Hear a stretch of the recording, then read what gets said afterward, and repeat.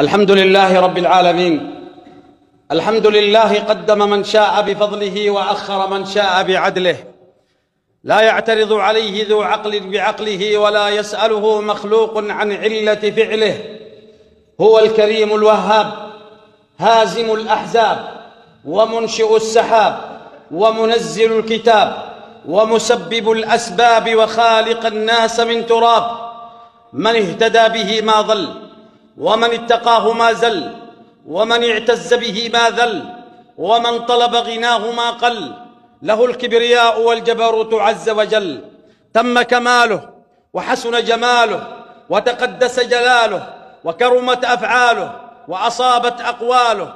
اطلع فستر، وعلم فغفر، وحلم بعد أن قدر، وذكر من ذكر، وزاد من شكر، وقسم ظهر كل من تجبر وكفر. نحمده على حزن الأمر وسهله، ونحمده كما حمد نفسه وكما حمده الحامدون من جميع خلقه، ونستعينه استعانة من فوض أمره إليه، ونستغفره استغفار مقر بذنبه معترفا بخطيئته. ونشهد أن لا إله إلا الله وحده لا شريك له، له الملك وله الحمد وهو على كل شيء قدير.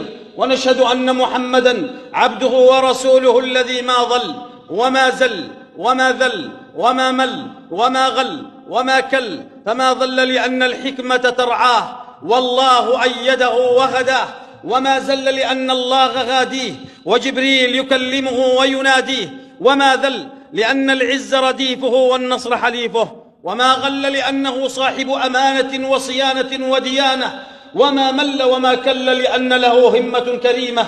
سيدي أبا القاسم يا رسول الله، أنت الذي من نورك البدر اكتسى والشمس مشرقة بنور بهاك، أنت الذي لما رفعت إلى السماء بك قد سمت وتزينت لسراك، أنت الذي ناداك ربك مرحبا ولقد دعاك لقربه وهداك، فخفضت دين الشرك يا علم الهدى ورفعت دينك فاستقام علاك.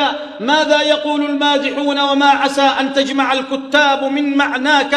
صلى عليك الله يا علم الهدى، ما هبت النسائم وما ناحت على الأيك الحمائم. أما بعد فيا إخوة الإيمان والعقيدة،